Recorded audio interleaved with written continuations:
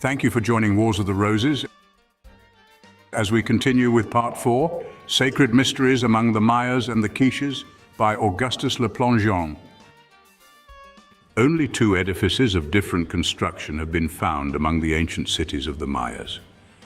One, now completely ruined, having been shattered by a thunderbolt in 1848, was in Mayapan. That place was destroyed, according to Bishop Lander, in the year 1446 of the Christian era by the lords and nobles of the country to put an end to the dynasty of the Kokoms that governed with tyrannical rule. The other, still standing, although much injured by the action of time and vegetation, is to be seen in the most ancient city of Quiches. These buildings were consecrated to the study of astronomy, no doubt also to the performance of certain religious ceremonies connected with the worship of the sun, moon, and other celestial bodies. They were circular. Their ground plan formed three concentric circles representing the zodiac, and their vertical section in its general outlines conveys to the mind that, in their inward or esoteric construction placed before the eyes of the masses yet hidden from them, the architect wished to represent the figure of the mastodon, which was venerated by the people as image of deity on earth, probably because this pachyderm was the largest and most powerful creature that lived in the land. Among the ornaments which beautified one of the 7 turrets that adorned the south facade of the north wing of the ancient palace of King Khan, and were dedicated to each of the 7 members composing his family, on that set apart to commemorate the name of his eldest son, Fish, the High Pontiff, are seen these symbols.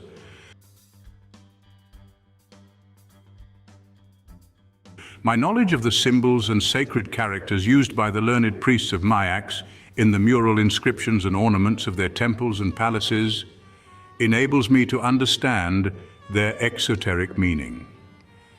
The first, figure 1, is composed of an equilateral triangle with the apex downward. Through it passes a ribbon tied in a knot.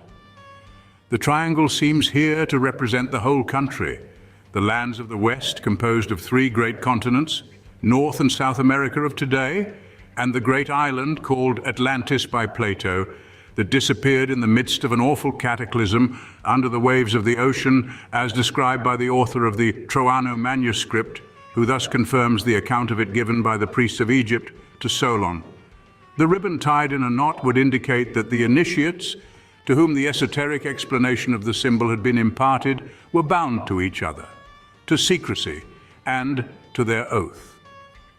Its hidden meaning may have been that the equilateral triangle represented deity ever watchful, always creating nature in which we move and live and have our being, in which all things abound. The second emblem, figure 2, seems to have belonged more particularly to the highest degree of the sacred mysteries, since we find it among other symbols sculptured on the slabs that formed the external casing of the mausoleum, raised to the memory of the High Pontiff K. This second emblem is also a ribbon, tied up so as to form 3 loops, each occupying one angle of an oblong square, image of the universe. The fourth angle being adorned with flat folds that are emblematic of Mayax, the seat or head of the government, so arranged as to form the steps, 5 in number, of a throne. This accounts for their being placed at the upper angle. The 3 round loops are symbolical of the 3 great parts composing the lands of the West that the Greek mythologists figured by the trident of Poseidon, their god of the sea. As to the sign circle with a dot in the middle, in Mayax as in Egypt, it was meant to represent the sun. It was placed in the middle of the square simply to signify that as the sun was the center of the universe, the vivifying soul of all things, so his representative, the child of the sun, the high priest, was the light that illumined the secrets of the sacred mysteries by his wisdom, and whose knowledge made him the fit ruler of the country. Circle with a dot in the middle is also the first letter of the Maya and Egyptian alphabets, corresponding to our Latin letter A, initial of our Maya masculine article, denoting strength, power, R being likewise the first syllable of the word Ahau, king. We know as yet too little of the religious tenets of the ancient priesthood of Mayax to venture upon an explanation.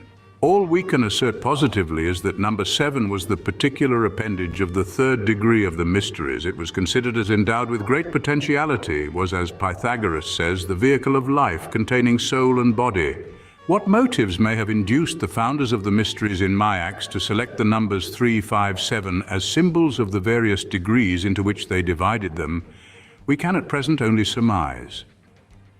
It is probable that certain natural causes, or the commemoration of important events which had taken place in the life of the nation, or in that of the family of the founders of the dynasty that governed it, suggested their adoption. The fact is that the 7 members of that family were collectively symbolized by the emblem of the Ar-Akchapat, or 7-headed serpent. It is difficult to prognosticate if we shall ever obtain an insight into the secret teachings of the Mayas, even if we had access to their libraries, for it is to be presumed that they did not confide them to the papyrus of their books. Landa, in his Relation of the Things of Yucatan, says, "The sons or the nearest relatives succeeded to the high priest in his dignity. With him was the key of their sciences, and in that they most concerned themselves, because it was the priests who gave advice to the lords and answered their queries. It was the high priest who nominated the priests for cities or villages which had none, examined them as to their proficiency in sciences and ceremonies. He entrusted to them the things of their office and bade them give good example to the people. The priests employed themselves in the service of the temple and in teaching their diverse sciences, particularly how to write the books that contained them. They taught the sons of the other priests and the younger sons of the princes who were sent to them in their childhood if they saw them inclined for that profession." In order to understand the explanation of the possible origin of the mystification of the numbers 3, 5, and 7, it is necessary to know something of the people among whom it seems to have originated. If we start from the mouths of the Mississippi River and travel due south across the Gulf of Mexico, at a distance of exactly 480 miles, we come to the northern coast of the Yucatecan Peninsula. Its northeasternmost point, Cape Catoche, is 120 miles from Cape San Antonio, the western end of the island of Cuba. Yucatan divides the Gulf of Mexico from the Caribbean Sea. It is comprised between the 17 degrees 30 and 21 degrees 50 of latitude north, and the 88 degrees and 91 degrees of longitude west from the Greenwich meridian. Its length is, therefore, 260 miles from north to south, and its breadth 180 miles from east to west. The whole country is a fossiliferous limestone formation elevated a few feet only above the sea, its maximum height in the interior being about 70 feet. Although its rocky surface, bare for the most part, is in places only covered with a few inches of tillable loam, formed by the detritus of the stones and the decomposition of vegetable matter, its soil is of surprising fertility. The whole country is now covered with well-nigh impenetrable forests. A bird's-eye view of it from the top of one of the lofty pyramids that seem like lighthouses in the midst of that ocean of foliage impresses the beholder with the idea that he is looking on an immense sea of verdure having for boundary the horizon, and whose billows come to die with gentle murmur at the foot of the monument on which he stands. Not a hill, not a hillock even, breaks the monotony of the landscape, which is only relieved by clusters of palm trees that loom here and there as islets above the dead green level. Anciently, this country, now well-nigh depopulated, was thickly peopled by a highly civilized nation, if we are to judge by the great number of large cities whose ruins exist scattered in the midst of the forest throughout the country, and by the stupendous edifices, once upon a time, temples of the gods or palaces of the kings and priests, whose walls are covered with inscriptions, bas-reliefs, and other interesting sculptures that equal in beauty of design and masterly execution those of Egypt and Babylon. The author of the Troano manuscript, a very ancient treatise on geology, one of the 4 known books which escaped destruction at the hands of Bishop Landa and other fanatical Catholic monks who accompanied the Spanish invaders, when, after a struggle of 20 years, they at last, in 1541, became masters of the country, tells us that anciently the peninsula was called Mayax, that is the primitive land, the terra firma. It gave its name to the whole empire of the Mayas that comprised all the countries known today as Central America, from the Isthmus of Darien on the south to that of Tehuantepec on the north. The site of the government was at Uxmal. But the great emporium of their arts and sciences, the heart consequently of that marvelous civilization, was at Chichen Itza. That became a vast metropolis. In its temples, pilgrims from all parts came to worship and even offer their own persons as a sacrifice to the Almighty by throwing themselves into the sacred well from which the city took its name. There also came the wise men from afar to consult the Quiches, learned priests, whose college still exists. Among these foreigners were bearded men whose features vividly recall those of the Assyrians of old and the Afghans of today. From Chichen, this great civilization seems to have extended its influence to the remotest parts of the earth, and to have exercised its controlling power among far distant and heterogeneous nations. The fact is that we meet with the name Maya in many countries of Asia, Africa, Europe, as well as of America, and always with the meaning of wisdom and power attached to it. Wherever we find it, there also are found vestiges of the language, of the customs, of the religion, of the cosmogonical and historical traditions of the people of Mayax. Many of these traditions have been recorded in the sacred books of various nations and have come to be regarded as the primitive history of mankind. To quote a few instances, the creation of the world, according to their conceptions, is sculptured and forms an interesting tableau over the doorway on the east facade of the palace at Chichen Itza. It might serve as illustration for the relation of the creation as we read of it at the beginning of the first chapter of the Manava Dharma Sastra, or Ordinances of Menu. A book compiled, says the celebrated Indianist H.T. Colebrook, about 1300 years before the Christian era, and from other and more ancient works of the Brahmins. Said relation completed, however, by the narrative of the myth according to the Egyptians as told by Eusebius in his work Evangelical Preparations. Effectively in the tableau we see represented a luminous egg emitting rays and floating in the midst of the waters where it had been deposited by the Supreme Intelligence. In that egg is seated the Creator, his body painted blue, his loins surrounded by a girdle. He holds a scepter in his left hand, his head is adorned with a plume of feathers. He is surrounded by a serpent, symbol of the universe. Porphyrius, speaking of Jupiter, the creator in the Orphic Mysteries, says, "The philosophers, that is, the initiated, represented him as a man, seated, alluding to his immutable essence, the upper part of the body naked, because it is in its upper portions, in the skies, that the universe is seen most uncovered, clothed from the waist below, because the terrestrial things are those most hidden from view. He holds a scepter in his left hand because the heart is on that side, and the heart is the seat of understanding that regulates all the actions of man." Tableau of the creation from the east facade of the palace at Chichen Itza. And again, the Egyptians call Kneph the intelligence or creative power. Kneph, albeit Kana, seems a cognate of Kan-Hel, a Maya word the meaning of which is serpent, dragon.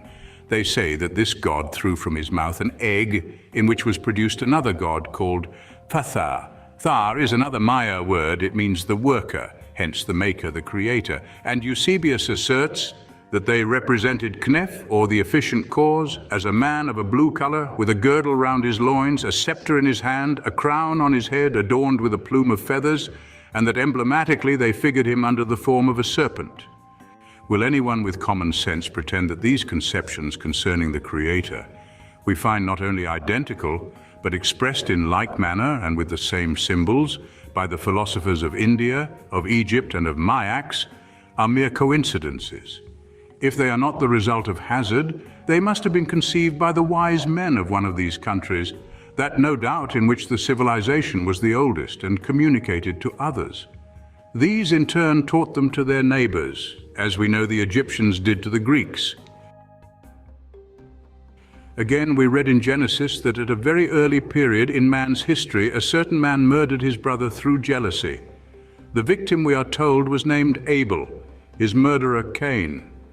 No doubt the writer of the book simply repeated the story he had learned from the Egyptian priests concerning the murder of Osiris, in whose honor the mysteries were instituted.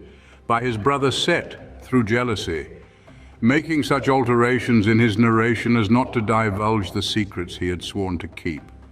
If any of those initiated to the higher mysteries were still acquainted with the true history of the murder, they kept it a profound secret, and only gave of it such exoteric explanations as best suited their purpose.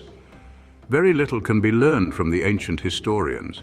Herodotus always excuses himself from speaking on the subject, although he asserts he is well acquainted with what pertained to the mysteries. And what we gather from the book of Plutarch, De Iside et Osiridi, is a version invented to satisfy the initiates of the lower degrees. In it, Osiris is represented as having become the culture hero of Egypt. After ascending the throne, having taught his subjects the arts of civilization, he undertook an expedition from Egypt in order to visit and dispense the same benefits to the different countries of the world. He left his wife and sister Isis in charge of the affairs of the kingdom, which she administered aided by the counsels of her friend and preceptor Thoth. Isis being extremely vigilant, Set, her other brother, had no opportunity for making innovations in the government. Still, he desired to sit on the throne. After the return of Osiris, he conspired against him and persuaded 72 other persons to join with him in the conspiracy, together with a certain queen of Ethiopia named Aso, who happened to be in Egypt at the time. He invited his unsuspecting brother to a banquet and caused a beautiful chest to be brought into the banqueting room. It was much admired by all. He then, as if in jest, offered to give it to the person it fitted best. All tried getting into it, one after another, but it did not fit any as well as Osiris, when he in turn laid himself down in it. Then Set, aided by the conspirators, closed the lid and fastened it on the outside with nails. This story of a brother being slain at the request of another brother through jealousy is also related in Valmiki's ancient Sanskrit poem, the Ramayana. We are not informed by the author from where he obtained it, but the victim was called Bali, and Maya is represented as being his enemy. The recital of this event being identical with that archived in the sculptures and mural paintings still existing on the walls of certain edifices at Chichen Itza, and with the account of it recorded in the second part of the Troano manuscript, would seem to indicate that the relation of the fratricide was brought to India by some Maya traveler or missionary, or maybe by the colonists from Mayax that Valmiki tells us took possession of, and settled in very remote ages in the countries at the south of the Indo-Chinese peninsula, known today as Deccan.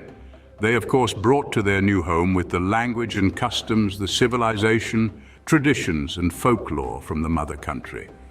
Among these, the tradition that, in very ancient times, the son of one of their primitive rulers murdered his brother through jealousy in order to possess himself of his wife with whom he had fallen in love and of the reins of the government. In the inflated style of the Hindu poets, Valmiki recounts the murder of Bali. The story is as follows. There were two princes named Bali and Sugriva, sons of a king of the monkey nation. After the death of their father, Bali the eldest was called to the throne, being elected sole monarch and supreme lord by the people. A terrible feud had originated between Bali and Maya on account of a woman they both coveted. Maya challenged Bali to mortal combat and allured him into an ambush. Bali, not returning after a time, was believed to have succumbed, and his brother Sugriva ascended the throne. Bali returned, however, and finding his brother installed in his place, accused him of treason in the council of the nobles and before the people. He charged him with causing the news of his death to be circulated in order to usurp the reins of the government. Then he banished him from court, sent him adrift without means, depriving him of his home, his wife, and his social position. Sugriva met Rama, besought his help to avenge his wrongs. Having received his promise to kill Bali, strong in the protection of such an ally, he challenged his brother to mortal combat, although he knew that alone he was not a match for him. During the encounter that ensued, Rama, who was present, seeing that Sugriva was being badly beaten, sent an arrow through the breast of Bali and killed him. The last word of that prince to his slayer who was standing by him were, "What glory dost thou expect to reap from the death thou hast given me whilst I was not even looking toward thee? Hidden thou hast wounded me in a cowardly manner while my attention was engrossed in that duel." And so Bali was treacherously slain. We learn from the sculptures and mural paintings that adorn the walls of the palaces at Chichen Itza and Uxmal that King Khan, Serpent, the founder or maybe the restorer of these ancient cities, had three sons whose names were Kai, fish, Ak, turtle, and Ko, leopard, and two daughters, Mu, macaw, and Nicta, flower. It was the law among the Mayas that the youngest of the brothers should marry the eldest of the sisters to ensure the legitimate and divine descent of the royal family. This same custom of princes of royal blood marrying their sisters existed among the Egyptians from the earliest days, and it became in after times general, such alliance being considered fortunate. It also prevailed with the Ethiopians, the Greeks, those of Mesopotamia in the time of the patriarchs, the Peruvians, and many other nations. Prince Ko was a brave and successful warrior. At the head of his followers, whom he had often led to victory, he had conquered many nations and greatly added to the glory and extent of the Maya Empire. Being the youngest of the brothers, he was the one who had to marry Mu, the eldest of the sisters. She, on her part, loved him dearly and was proud of his exploits. After the death of King Khan, their father, the country was parceled among his children. Mu became the queen of Chichen, and many of the lords swore allegiance to her. After her death, she received the honors of apotheosis, became the goddess of fire, and was worshipped in a magnificent temple built on the summit of a high and very extensive pyramid, whose ruins are still to be seen in the city of Izamal.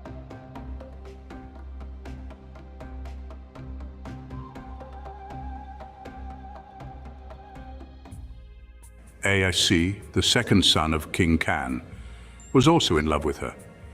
To his lot had fallen the ancient metropolis Uxmal, the 3 times rebuilt. His headless and legless statue is still to be seen over the main entrance on the facade of the palace, known as the House of the Governor, at that place. The flayed bodies of his 2 brothers and his eldest sister are at his feet.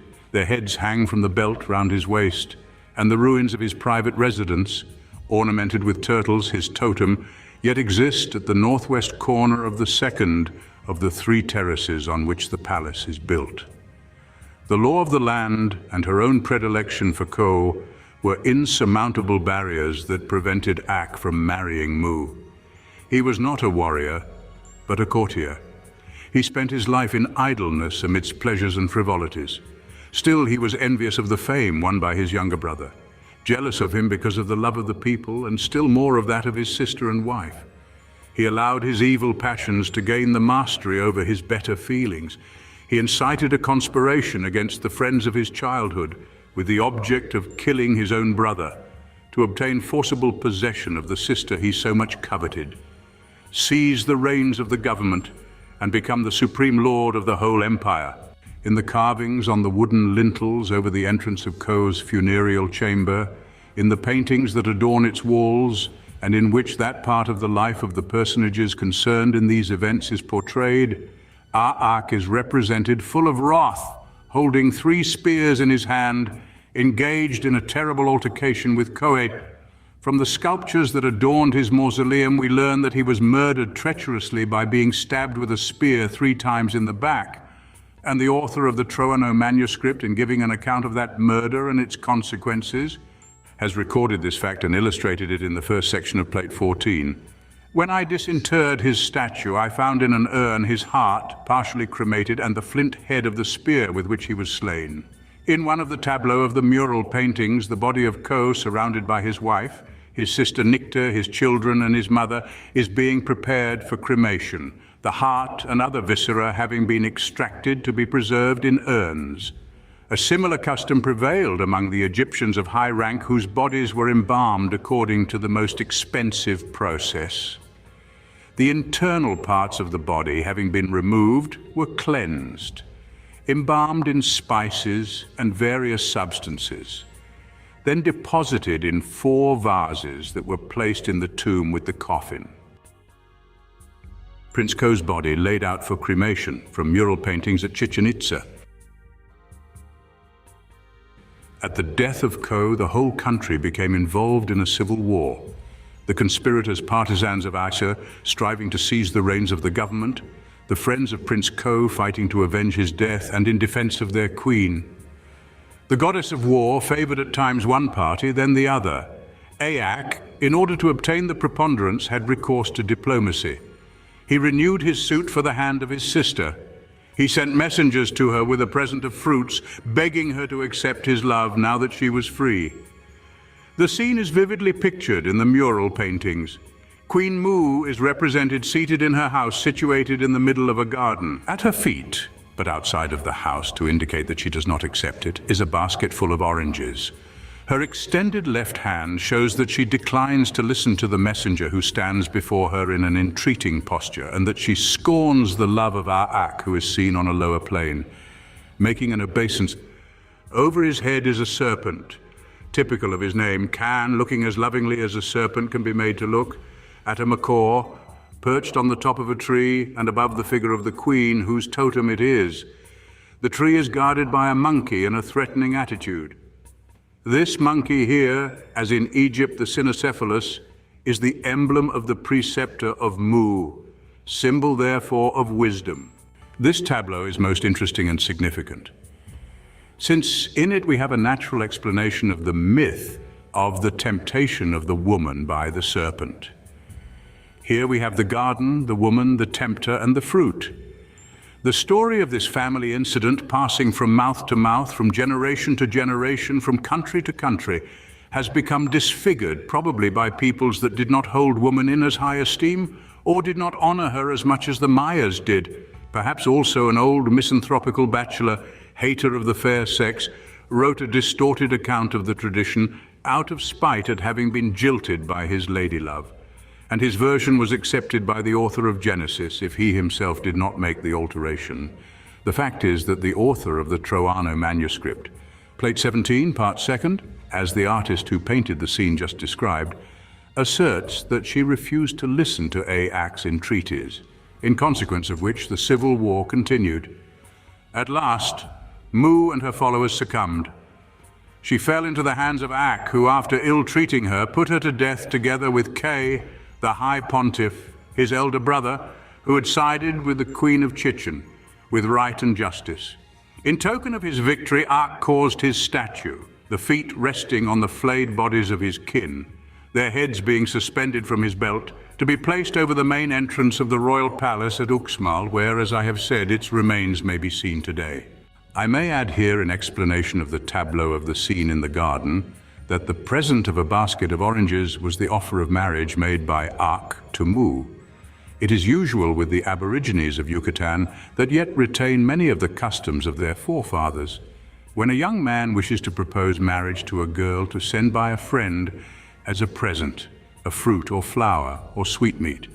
The acceptance of the present is the sign that the proposal of the suitor is admitted, and from that moment they are betrothed, whilst the refusal of the present means that he is rejected. A similar custom exists in Japan.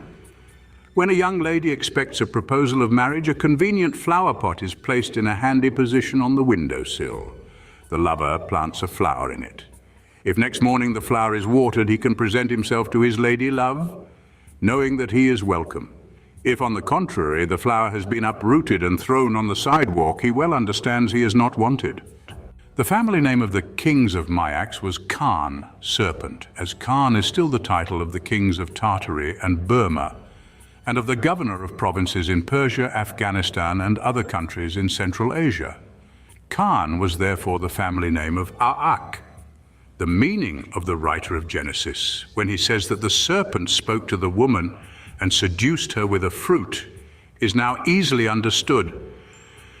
The account of the fratricide in Genesis, in the Ramayana, or in the papyri of Egypt is nothing more or less, with a slight variance, than the story of the feuds of King Khan's children. This story, treasured by the priests of Egypt and India, consigned in their sacred books and poems, has been handed down to us among the primitive traditions of mankind. Nowhere, except in Mayax, do we find it as forming part of the history of the nation. Nowhere except in Mayax do we find the portraits of the actors in the tragedy.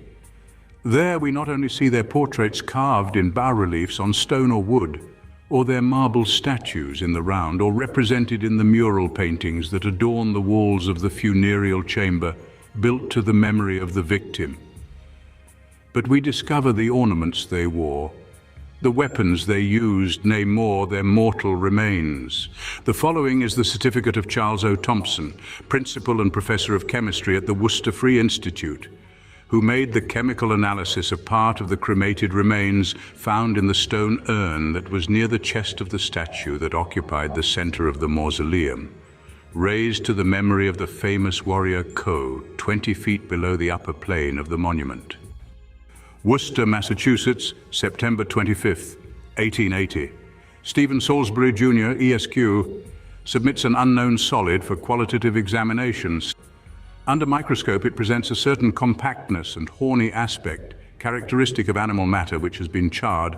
In a close vessel, it loses 9%. When dried at 100 degrees and 9% more by combustion. After calcination, a dross and residue remains which contains 3%. Phenic oxide, a little alumina, and much silica. Warm water exposed to action of residue shows traces of potash and soda. These results are consistent with the theory that the mass was once part of a human body which has been burned with some fuel. Charles O. Thompson. Slab from Prince Ko's mausoleum at Chichen, leopard eating the heart of his enemies. There is a fact certainly worthy of notice, and this is that the names of the personages mentioned in the various accounts of the fratricide are precisely identical, or are words having the same signification. May not that be regarded as unimpeachable proof that they all refer to the same event? No one who has any knowledge of philology will ever deny that Abel, Abal, Balai, Balam are identical words. A contraction of R is the Maya masculine article, the Baal is the radical of Balaam. Balaam is for the superstitious aborigines even today the Yumil Kaax, the lord of the fields, the leopard, which they also call Ko. The totem of the victim of Aak is the leopard, and it is so represented in the bas-reliefs and sculptures. In Egypt, the spotted skin of the leopard, usually without the head, but sometimes with it, was always suspended near the images and statues of Osiris. The skin of a leopard was worn as a mantle over the ceremonial dress of his priests. Besides, when represented as king of the Amenti of the West, the symbol of Osiris was always a crouching leopard with an open eye over it. We must not lose sight of the fact that the leopard skin worn by Nimrod and Bacchus was a sacred appendage to the mysteries. It was used in the Eleusinian as well as in the Egyptian mysteries instituted in honor of Osiris. It is mentioned in the earlier speculations by the Brahmins on the meaning of their sacrificial prayers, the Aitareya Brahmana, and is used in the Agnishtoma, the initiation rites of the Soma mysteries. When the neophyte is to be born again, he is covered with a leopard skin, out of which he emerges as from his mother's womb. A leopard skin is worn by the African warriors who are so fortunate as to possess one, as a charm to render them invulnerable to spears, according to the French traveler Paul du Chaillu. Statue of Prince Ko, found in his mausoleum at Chichen Itza, now in the National Museum in the city of Mexico. It would seem as if the manner in which Ko met his death by being stabbed with a spear had been known to their ancestors, and that they imagined that wearing his totem would save them from being wounded with the same kind of weapon used in killing him. That the inhabitants of Africa had communications with those of the Western continent there can be no doubt, since populations of black people existed on the Isthmus of Panama and other localities at the time of the first arrival of the Spaniards. Besides, their pictures can be seen in the mural paintings at Chichen. As to the name Osir, or be it Ozil, it would seem to be a nickname given to Ko on account of the great love his sisters and the people in general professed for him. Ozil is a Maya verb that means to desire vehemently. He therefore, who was very much desired, dearly beloved. Osiris in Egypt, Abel in Chaldea, Bali in India are myths. Ko in Mayax is a reality, a warrior whose mausoleum I have opened, whose weapons and jade ornaments are in my possession, whose heart I have found, and a piece of which was analyzed by Professor Thompson, whose statue, with his name inscribed on the tablets occupying the place of the ears, I have unearthed, and which is now in the National Museum in the city of Mexico, one of the most precious relics in that institution, having been robbed from me by force of arms by the Mexican authorities. Isis was the wife and sister of Osiris. The word Isis may simply be a dialectical mode of pronouncing the Maya word Idzin, the younger sister. Her headgear as a goddess was a vulture. That bird was her totem and the peculiar type of maternity. Isis was often called the great mother goddess Mao, a word certainly as suggestive of the name Mu, sister and wife of Ko and queen of Chichen, as the vulture is of the macaw. It must not be forgotten that one of the titles of Isis was the royal wife and sister. Slab from Prince Ko's mausoleum at Chichen, representing Queen Mu under the figure of a macaw eating the heart of her enemies. Authors, who of course know nothing of the facts in the ancient history of Mayax, revealed to me by the sculptures and the mural paintings of the temples and palaces of the Mayas, and contained in the pages of the Troano manuscript, do not believe that Osiris and his sister Isis were deified persons who had lived on earth, but fabulous beings whose history was founded on metaphysical speculations and adapted to certain phenomena of nature. But the primitive rulers of the Mayas, whose history is an exact counterpart of that of the children of Seb and Nut, were deified after their death and worshipped as gods of the elements. My object is not here to enter into long explanations on these historical disclosures. I refer the reader who wishes to know more of the subject to my work, The Monuments of Mayax and Their Historical Teachings. As to the names Cain, Set, Sugriva, Ak, they all convey the idea of something belonging to or having affinity with water. Cain, by apocope, gives K, the Maya word for fish. Set is a cognate word of the Maya Z, to ill-treat with blows. Can a name be more appropriate to designate one who has killed his brother with 3 thrusts of his spear, and his sister by kicking her to death, as Aak is represented doing by the author of the Troano manuscript? Set, after being treated with the same honor as the other members of the family of Seb, came to be regarded as the evil principal, and was called Nubti, that is, according to the Maya language, the adversary, from Nup adversary and T4. He also was the sun god, the enemy of the serpent. Here again we have a most singular resemblance, to say the least. AC in the sculptures of Mayax is always pictured surrounded by the sun as his protecting genius, while the serpent, emblem of the country, always shields Ko and his sister wife within its folds. The escutcheon of the city of Uxmal shows that the title of that metropolis was the Land of the Sun. In the bas-reliefs of the Queen's Chamber at Chichen, the followers of Ak are seen to render homage to the sun, the friends of Mu to the serpent. So in Mayax, as in Egypt, the sun and the serpent were inimical. In Egypt, this enmity was a myth. In Mayax, a dire reality. The hippopotamus and the crocodile were emblems of Set. Plutarch says that at Hermopolis there was a statue of Set, which was a hippopotamus with a hawk upon its back fighting with a serpent. Both the hippopotamus and the crocodile are amphibious animals, having consequently much affinity with water. AAC in Maya is the name for the turtle, also an amphibious animal. The name Sugriva of the brother of Bali is a word composed of 3 Maya primitives: Zuk, Lib, Ha, Zuk, quiet, tranquil. Lib, to ascend, and Ha, water. He who tranquilly rises on the water, as the turtle does. The universal deluge is another tradition of the early days that was credited by certain civilized nations of antiquity. The Egyptian priests who, from times immemorial, had kept in the archives of the temples a faithful account of all events worthy of being remembered, derided the Greek philosophers when they spoke of the deluge of Deucalion and the destruction of the human race. Their answer was that as they had been preserved from it, the inundation could not have been universal. They even added that the Hellenes were childish in attaching so much importance to that event, as there had been several other local catastrophes resembling it. They told Solon that the greatest cataclysm on record in their books was that during which Atlantis disappeared under the waves of the ocean in one day and night in consequence of violent earthquakes and volcanic eruptions, that from that time all communications between their people and the inhabitants of the lands of the West had become interrupted, the occurrence having taken place 9,000 years before his visit to Egypt. An account of that fearful event was also preserved by the learned men of Mayax, who give of it a description identical with that given by the Egyptians. Nearly all the nations living on the Western continent have kept the tradition of it, but they do not pretend that all mankind was destroyed.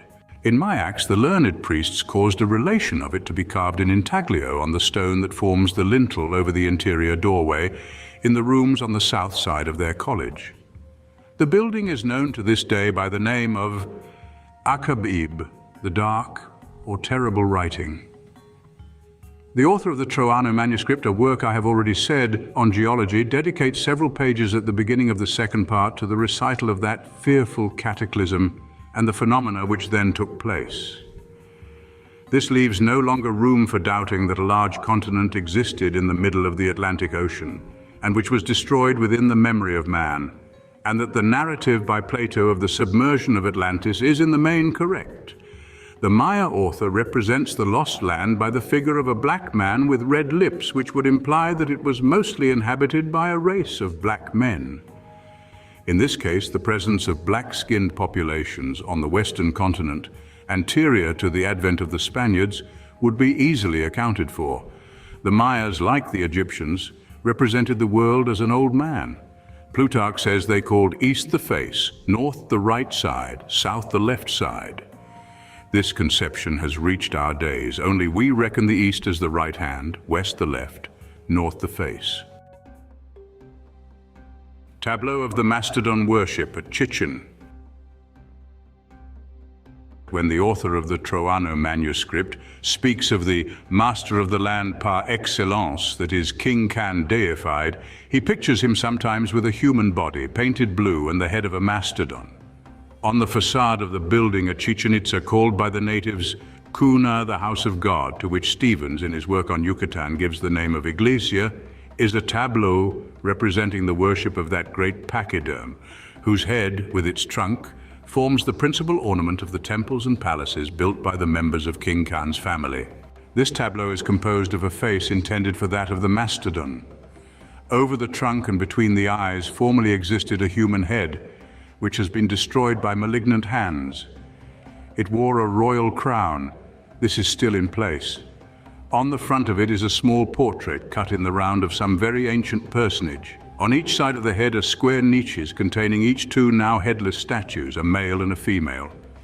They are seated, not Indian fashion, squatting, but with the legs crossed and doubled under them in a worshipping attitude. Each carries a symbol on their back, totem of the nation or tribe by which the mastodon was held sacred. Under these figures are two triangles pointing upwards, emblems of offerings and worship in Mayax as in Egypt. So also was the other symbol, image of a honeycomb, an oblation most grateful to the gods, since with the bark of the balchi tree, honey formed the principal ingredient of balk, that beverage so pleasing to their palate. The same that under the name of nectar Hebe served to the inhabitants of Olympus. It is the Amrita, still enjoyed on the day of the full moon by the gods, the Manes and the saints, according to the Hindus, although it was the cause of the war between the gods and the Titans, and is the origin of many sanguinary quarrels among the tribes of equatorial Africa even in our days. These symbols leave no doubt as to the fact that the personages represented by the statues are in the act of worshipping the mastodon. The corona of the upper cornice, that above the mastodon's head, is formed of a peculiar wavy adornment often met with in the ornamentation of the monuments erected by the Khans. Emblematic of the serpent, it is composed of two letters, N juxtaposed, monogram of Khan. The corona of the lower cornice is made of two characters, spiral and steps, that read in Maya Am, he of the throne, the monarch. In Japan, the 7 members of the Khan family, deified and figured by the same symbols as in Mayax, are worshipped today in the shrine of the palace at Tokyo, dedicated to the goddess symbolized by a bird. This goddess calls to mind the goddess Mu of the Mayas, or Isis of the Egyptians. In the upper part of the shrine, over and above all the other attendants who have wings and beak noses, is seen an elephant couchant, the god of fire, standing on his back. In the midst of the flames that surround him is the head of a bird. So in Chichen we see the followers of Queen Mu, who, we are informed by the author of the Troano manuscript, became the goddess of fire, carrying her totem, a bird, in their headgears. The Japanese claim to be offspring of the gods and produced 2 different genealogical tables in support of their assertion. These gods, amounting to 7, are said to have reigned an almost incalculable number of years in the country. Although they assert that these primitive gods were spiritual substances, incorporeal, they were succeeded by 5 terrestrial spirits or deified heroes, after whom appeared the Japanese themselves. Here again we have a reminiscence, as it were, of the 12 gods that the Egyptians told Herodotus had governed their country an incalculable number of years before the reign of Menes, their first terrestrial king. These gods were converted by the Greeks into the 12 deities, dwellers of the Olympus. The 12 serpent heads brought to light by me in December 1883 from the center of the mausoleum of the High Pontiff K at Chichen Itza are emblematic of the 12 rulers who had reigned in Mayax in times anterior to the great cataclysm when Atlantis was submerged, whose portraits with the sign Chimi dead adorn the east facade of the palace with the tableau of creation, showing that they existed in very early times. Of these rulers, we again find a dim tradition in China, in the Qi, also called Chikults, the 12 children of the Emperor of Heaven, Tian Huang, who had the body of a serpent.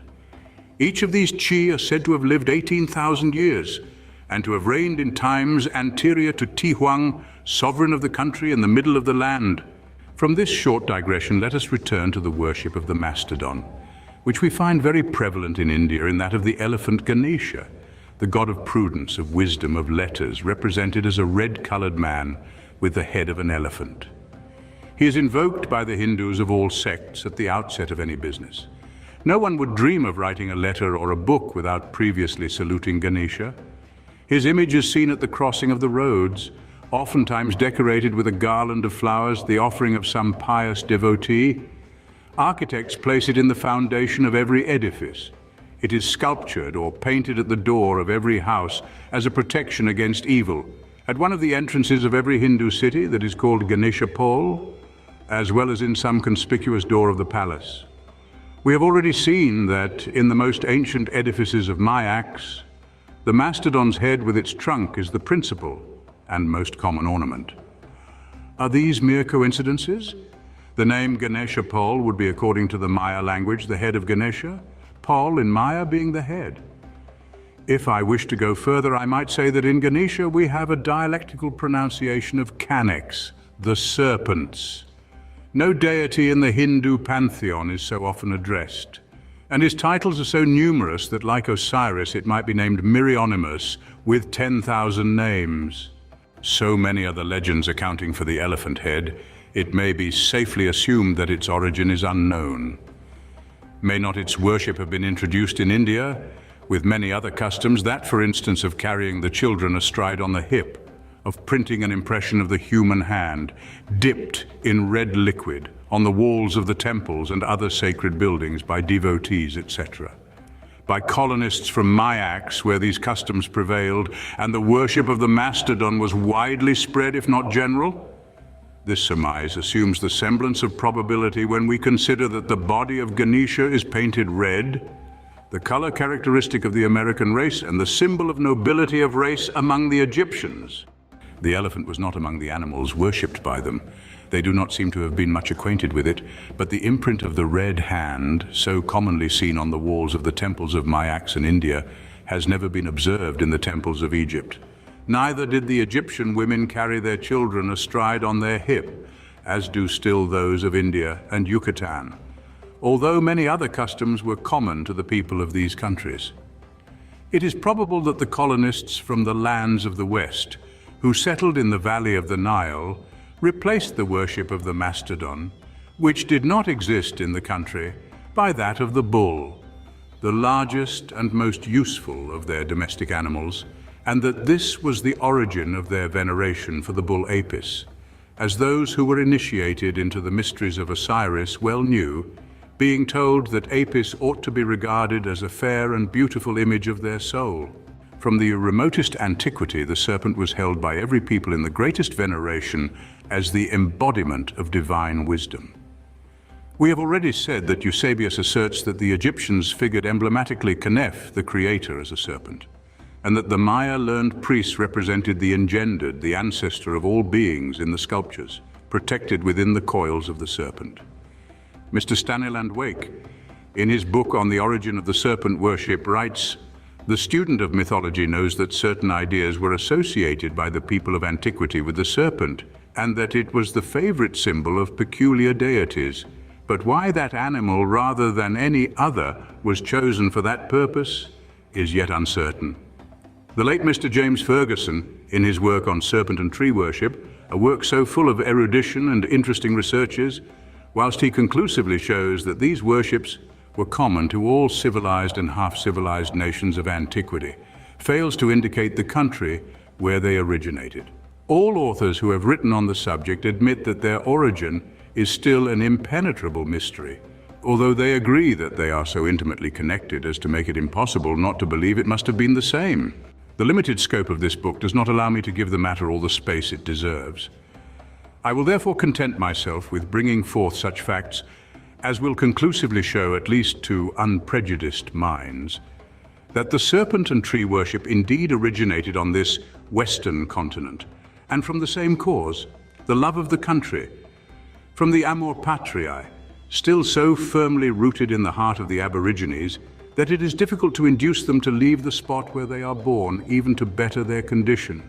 Everywhere on the eastern continents, serpent worship is connected with mythological narratives, metaphysical speculations, or astronomical conceptions, far above the intellectual and scientific attainments of the mass of people among whom it prevailed.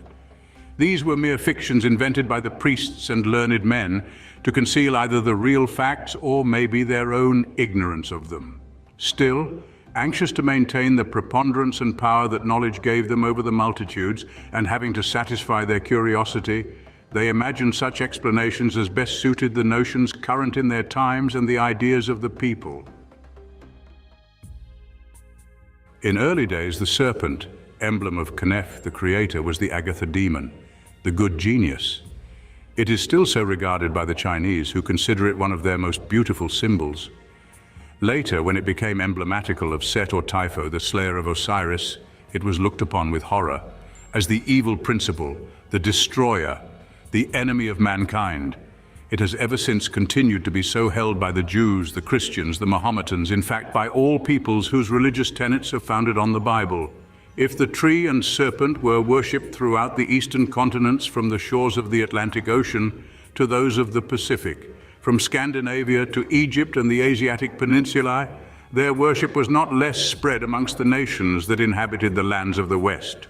We find vestiges of it everywhere on the western continent, from the banks of Brush Creek in Adams County in the state of Ohio, where still exists on the crest of a mound the effigy of a great serpent 700 feet long, entirely similar to that discovered by Mr. John S. Fean in Glenfeechin, Argyllshire in Scotland, to the ancient city of Tiahuanaco, whose ruins are 13,500 feet above the level of the Pacific on the shores of Lake Titicaca, near the frontier of Bolivia, on the high plateau of the Andes. There is yet to be seen a very remarkable doorway formed out of a single monolith, 13 feet 5 inches long, 7 feet high above the ground, and 18 inches thick. This monolith has attracted the attention of D'Orbigny and the other travelers who, like myself, have been struck with astonishment by the beauty of the sculptures that adorn its southeastern facade. Mayas, no doubt, were the unknown builders of that great city, since in the sculptures mentioned we find, as in the temples of Japan, the totem of Prince Ko, of his wife and sister Mu, and of their father King Khan serpent.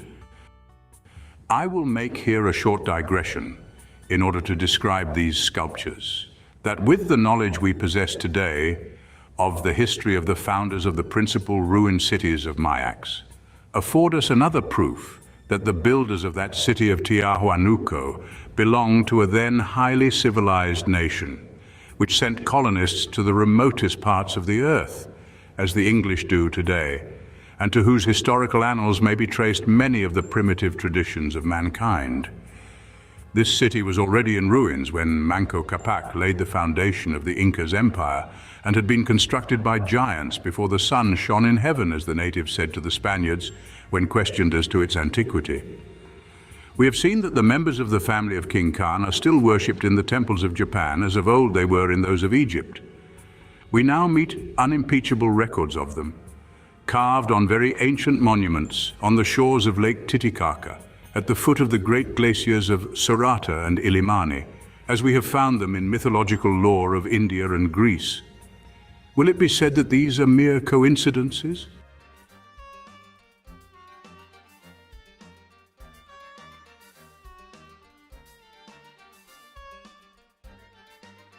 The front of this monolithic gate was once upon a time as highly polished as the material, trachyte, will permit.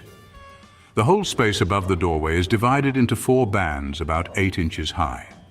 The lower band contains 17 small heads, in low relief, adorned in a somewhat similar manner to that of the central figure. 7 of these, those directly under that figure, wear, like it, a badge that seems to be a plume composed of 3 feathers. These small heads are separated by grecques, having macaws' heads at their salient sides. These grecques are the symbol of power and strength. In the ancient Maya and Egyptian alphabets, the grecque is equivalent to our Latin letter H.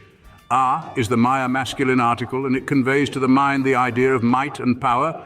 This, taken in connection with the macaw's head, totem of Mu, the queen of Chichen, signifies the mighty, the powerful Mu. The other bands are divided into squares of the same size, except in the center over the doorway, where there is a figure 32 by 21 inches. Its head, the form of which is not only conventional, as its square eyes and mouth indicate, but likewise emblematical, consists of 3 superposed layers in the shape of escutcheons, the uppermost of which is sculptured so as to represent a human face. These 3 escutcheons, as the 3 feathers of the plume that adorns it, the triple throne on which the figure seems to stand, the 3 dots on each cheek, the 3 oblong squares on the breastplate, the 3 macaws' heads at the extremities of the triple scepter it holds in its hands, are symbolical of the 3 great Western regions that the Egyptians designated by the generic name of Lands of the West, and represented by the character 3-pointed crown, which is an image of the crown worn by some of the high chiefs.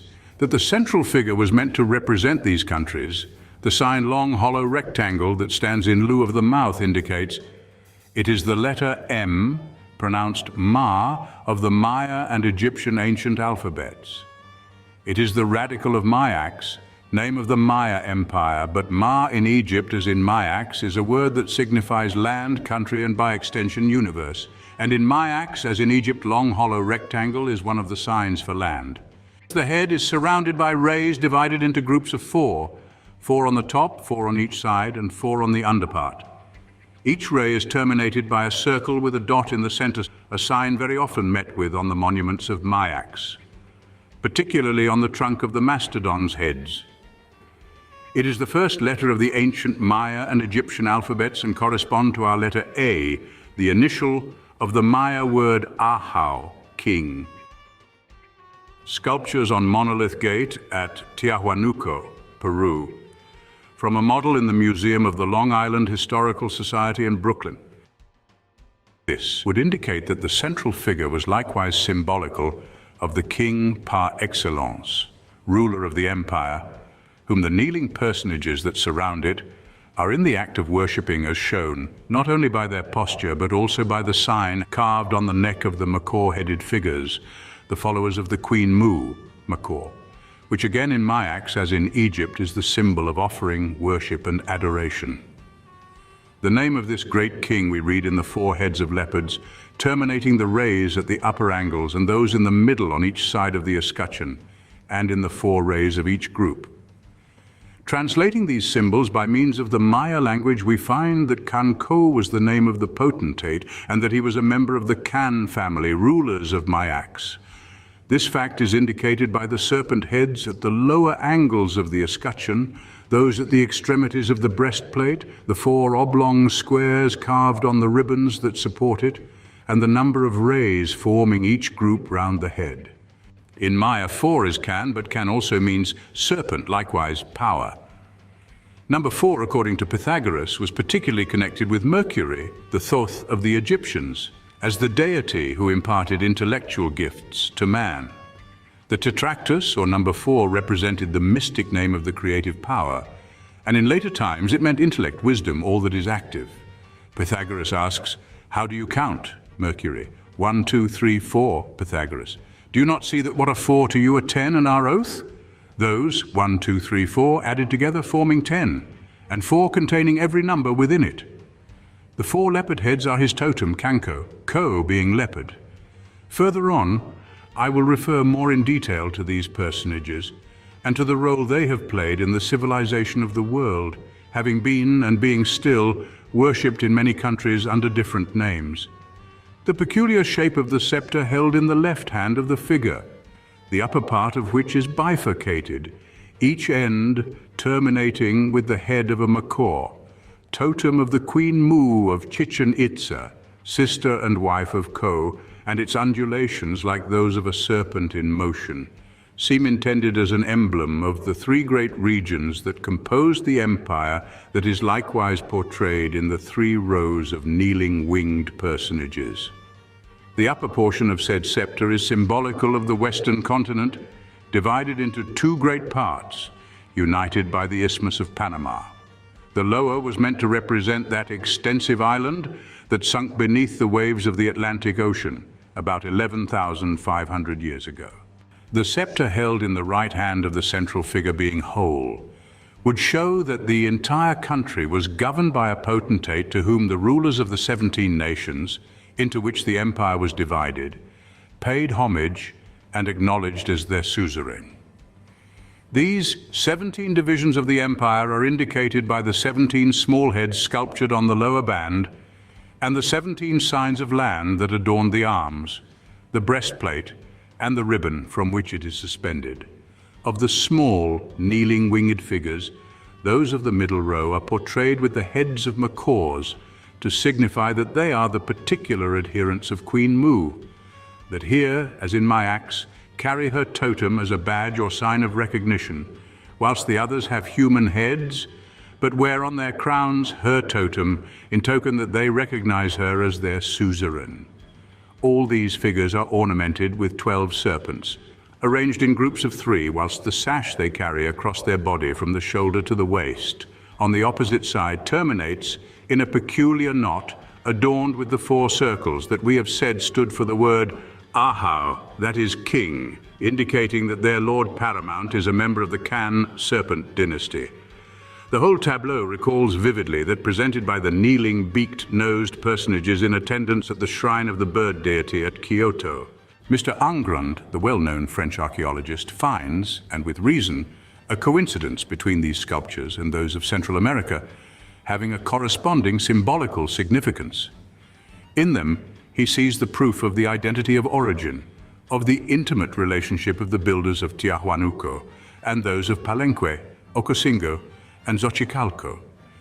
He might have added, and be nearer to the truth, those of the cities of Mayax that were founded many centuries before those mentioned by him.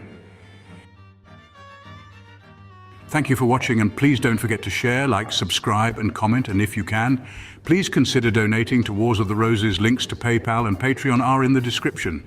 Thank you so very much.